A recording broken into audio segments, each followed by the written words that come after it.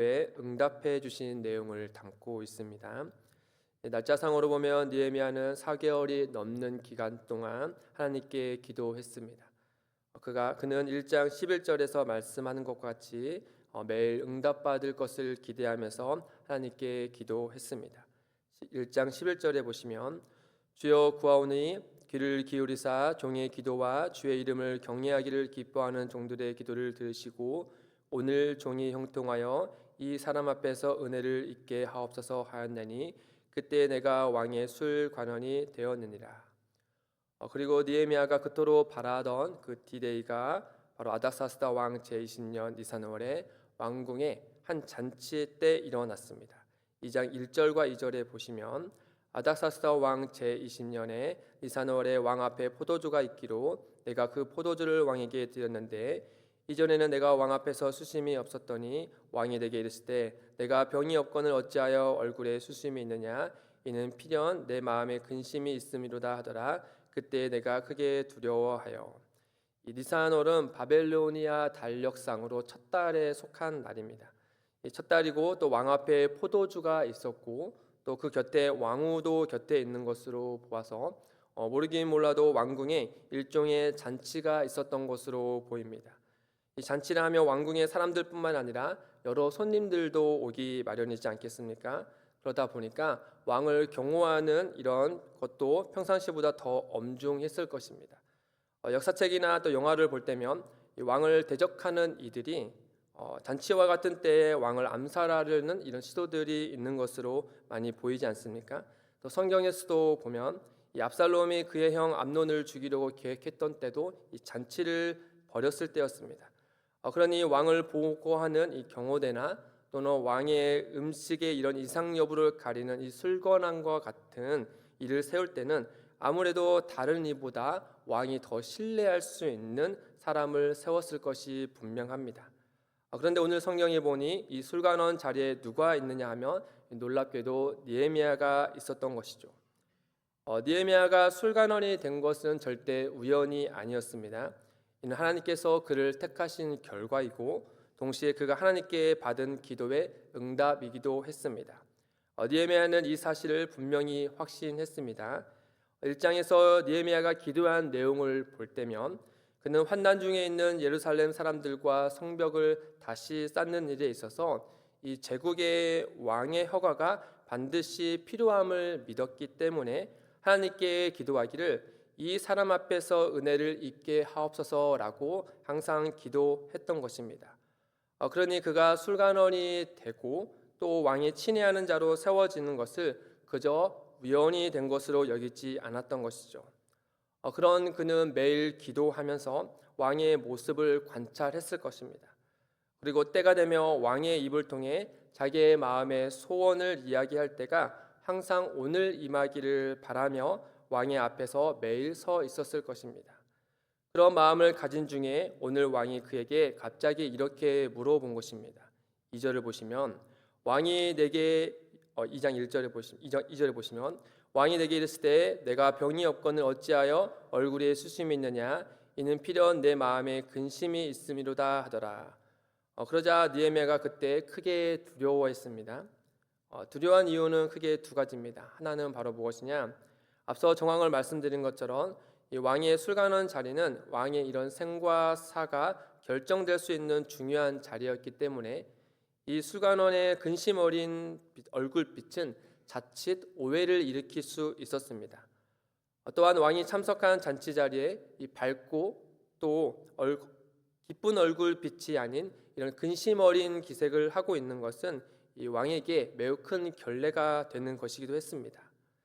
그렇기 때문에 왕 앞에서 이와 같은 근심 어린 표정을 하고 있는 것은 왕에게 큰 결례이고 또 자칫 오해를 일으켰기 때문에 느헤미야는 그 자리에서 두려워했던 것이죠.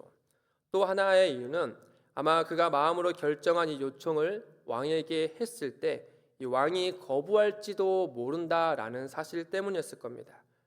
더군다나 에스라서 4장에 의하면 이 성벽 공사를 중단한 왕이 다름 아닌 바로 눈앞에 있는 이 아닥사스다 왕이었기 때문입니다. 그런 두려움 속에 느헤미야는 왕에게 있는 사실 그대로 마음에 있는 사실 그대로를 또 말하기를 결정을 합니다. 3절에 보시면 왕께 대답하되 왕은 만세수를 하옵소서. 내 조상들의 묘실에 있는 성읍이 이제까지 황폐하고 성문이 불탔사오니 내가 어찌 얼굴에 수심이 없사오리까 하니. 지혜로운 느헤미야는 있는 그대로의 사실을 말하기도 했지만 이 당시에 바벨로니아에 있는 왕족과 귀족들에게 있는 전통 중에 하나가 바로 무엇이냐? 이 조상들의 묘실을 잘 가꾸는 일이었습니다. 이는 후손들에게 주어진 책임 있는 일 가운데 하나였던 것이죠. 그러니 느헤미야가 이 조상들의 묘실에 있는 성읍이 황폐한 일로 근심에 차 있는 이 모습은 이 페르시아 사람들에게 있어서 아주 바람직한 모습이기도 했습니다. 그래서 그런지 왕 그에게 4절에 이렇게 묻습니다. 그러면 내가 무엇을 원하느냐? 느헤미야는 이 물음을 매일 기도하면서 듣기를 원했을 것입니다. 이 왕의 물음을 듣자마자 느헤미야는 곧바로 그가 원하는 것을 왕에게 말하기에 앞서서 이렇게 반응합니다. 4절 하반절에 보시면 내가 곧 하늘의 하나님께 묵도하고 왕에게 아뢰니. 그가 먼저 한 것은 하늘의 하나님께 묵도하는 것이었습니다. 이 상황을 보시면 마치 질문은 아닥사스다 왕이 느헤미야에게 했으나 느헤미야는 그 대답을 하늘의 하나님께 하는 것과 같습니다. 그리고 그가 평소 가져왔던 계획에 따른 필요와 이런 제반들을 아닥사스다 왕에게 말을 하지만 그의 마음으로는 하나님께 필요를 구하는 것과 같습니다. 8절 하반절에 보시면 이렇게 말합니다. 내 하나님의 선한 손이 나를 도우심으로 왕이 허락하고. 이로와 느헤미야는 자기 앞에 있는 이 아닥사스다 왕이 그의 요구에 응해 주어서 또 대화를 하고 있는 것처럼 보이지만 실은 그의 마음으로 확신하고 있는 것은 이 모든 대화와 이 모든 상황과 이 모든 응답이 그 가운데 하나님께서 역사하고 계심을 믿고 있었던 것입니다. 느헤미야 이런 모습을 통해서 우리는 무엇을 오늘 같이 적용했으면 좋으냐라면 이 기도자가 응답받기 전에 가져야 할 두 가지의 바람직한 자세는 무엇인지 그 점을 같이 적용해 보면 좋겠습니다. 첫째는 바로 무엇이냐? 기도하고 응답을 받기 전에 가져야 할 자세 중 첫 번째는 바로 하나님께 묻는 습관을 가져야 한다라는 것입니다. 왕이 느헤미야에게 그러면 내가 무엇을 원하느냐라고 물었을 때 느헤미야는 먼저 취한 행동은 곧바로 하나님께 묵도하는 행동이었습니다. 하나님께 물은 것이죠. 평소 기도했던 대로 이 사람 앞에서 은혜를 입게 해주시라고 했는데 하나님께서 이 사람을 통해 응답해 주실 때가 오늘임을 하나님께 재차 묻는 것이었습니다. 그리고 하나님의 때임을 믿고 용기를 구하여 하나님께 주시는 그 은혜 아래서 왕에게 청을 한 것이죠. 이처럼 우리도 하나님께 기도한 것으로 오늘 하루 이 새벽에 하나님께 기도한 것으로 오늘 하루의 기도를 마치는 것이 아닙니다. 우리는 새벽을 깨워 기도하되 우리 일상 속에 주어진 그런 상황 속에서 이 하나님의 인도하심을 믿고 또 그 상황에 따라서 하나님께 이따금 묻는 기도를 해야 합니다. 날마다 하나님께서 우리와 동행하신다라고 우리가 믿는다면 오늘 이 새벽에 기도한 내용을 우리가 기억할 뿐만 아니라 오늘 하루 동안 하나님께서 우리의 삶 가운데 어떻게 응답하실지 또 우리가 바라는 것이 과연 어느 때인지 항상 하나님께 이따금 묻는 그런 습관을 가져야 하는 것이죠. 다음으로 기도하고 응답을 받기 전에 가져야 할 두 번째 자세는 이 응답해 주신 것을 믿고 내가 해야 할 일을 준비하는 것입니다. 왕이 느헤미야에게 그러면 내가 무엇을 원하냐라고 묻자 느헤미야가 하나님께 묵도한 후에 그가 한 말을 다시 보시길 바랍니다. 느헤미야가 왕에게 자신을 유다 땅 예루살렘에 보내어 성읍을 건축하게 해주시라고 요청하면서 이어 왕의 질문에 척척 답을 합니다. 마치 왕이 사전에 예루살렘 성벽 재건축 프로젝트를 느헤미야에게 준비하고 그리고 그것을 브리핑하는 것과 같은 것처럼 느헤미야는 왕의 요구를 듣자마자 마치 준비된 것처럼 척척 왕에게 이와 같은 일을 말씀드리는 거죠. 기한이나 가는 길에 필요한 관문이나 서류나 또 재료나 재원 등을 아무런 거리낌 없이 왕에게 말을 합니다. 그 말씀이 7절과 8절에 나와 있는데, 내가 또 왕에게 아뢰되 왕이 만일 좋게 여기시거든 강 서쪽 총독들에게 내리시는 조서를 내게 주사 그들이 나를 용납하여 유다에 들어가기까지 통과하게 하시고, 또 왕의 삼림 감독 아삽에게 조사를 내리사 그가 성전에 속한 영문의 문과 성곽과 내가 들어갈 집을 위하여 들보로 쓸 제목을 내게 주게 하옵소서 하매, 내 하나님의 선한 손이 나를 도우심으로 왕이 허락하고. 이 보신 것과 같이 느헤미야는 하나님께 기도한 후에 기도의 응답을 마냥 기다리는 사람이 아니었습니다. 그는 하나님께서 반드시 응답해 주실 것을 믿고 기대했고, 또 이에 따라서 하나님께서 응답해 주실 때 자신이 무엇을 해야 하는지를 생각하고 또 준비하고, 그리고 때가 되자 즉시 실행한 사람이었던 것이죠. 이처럼 우리도 역시 하나님께 기도하고 기도의 응답을 기다리는 동안 무엇을 해야 하는가 하면, 한마디로 하면 응답받을 준비를 해야 한다라는 것입니다. 어떻게 응답받을 준비를 할까? 크게 두 가지를 우리는 준비를 해야 될 것 같습니다. 하나는 바로 무엇이냐? 일상의 준비입니다. 우리는 몸을 입고 사는 존재들이지 않습니까? 세상을 속에서 우리는 살아가는 존재들입니다. 따라서 하나님께서 우리의 기도를 응답해 주실 때는 매우 특별한 경우를 제외하면 우리의 일상의 것들을 통해서 응답해 주실 것입니다.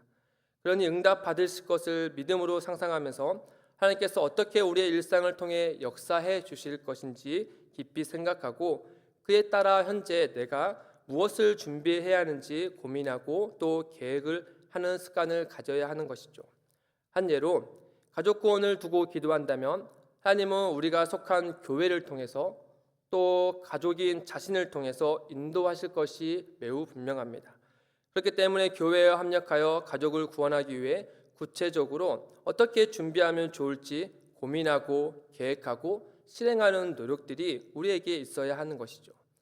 하나님께서 그렇게 믿음으로 응답을 기다리고 준비하는 기도자들에게 하나님은 속히 응답하여 역사해 주실 것입니다. 다른 하나는 일상의 준비보다 더 중요한 것인데 바로 영적인 준비입니다. 응답받을 사람으로서 우리는 무엇을 준비해야 하느냐? 영적인 준비를 해야 하는 것이죠. 하나님은 우리의 기도를 반드시 응답해 주실 것인데, 간혹 기도자들이 응답해 주신 하나님을 기억하지 못한 채 응답받은 결과만을 두고 좋아하는 경우들이 있다금 있습니다. 예로 예전에 한 세 가족이 기도 제목을 두고 하나님께 기도하고 또 응답되면 더 열심히 기도를 하고 또 예배를 드리겠다라고 약속을 했으나, 기도가 응답된 후에 어떤 일이 벌어졌느냐? 교회를 나오지 않고 예배를 멀리하는 경우가 있었습니다. 이는 응답을 받았으나 실은 응답을 받지 못한 경우가 되었던 것이죠. 준비하지 않았기 때문입니다. 느헤미야는 하나님께서 왕을 통해 응답해 주신 것을 받고 평소 준비한 내용을 전달한 후에 어떻게 이 모든 것을 종합하여서 받았느냐 하면 8절 하반절에 이렇게 기록하고 있습니다. 내 하나님의 선한 손이 나를 도우심으로 왕이 허락하고. 응답받으신 결과만을 두고 하는 것이 아니라 그 결과 너머에 하나님의 선하신 손이 역사하고 계시다는 사실을 그는 알았고 깨달았다는 것이죠. 이것은 곧 그가 받을 영적인 준비가 되어 있었다라는 것입니다. 원하는 바가 왕에 의해 이루어졌지만 그는 이 모든 일에 하나님에 의해 주어진 것으로 믿었다라고 하는 것이죠. 사랑하는 성도 여러분, 우리는 날마다 오늘 응답받을 것을 기대하며 하나님 앞에 기도합니다. 그리고 아울러서 우리는 그 기도함과 동시에 우리가 일상을 살아가면서 응답받을 준비를 하는 하나님 앞에 참된 자세를 가져야 합니다. 이 새벽에 시간을 내어 깊이 기도하시고 또 오늘 하루를 살아가시면서 이따금 하나님께 묻기도 하시고 또 응답해 주실 것을 기대하며 몸과 영을 주님 앞에 진실하게 준비되어져 가는 삶이 되시기를 주님의 이름으로 소망드립니다. 우리 함께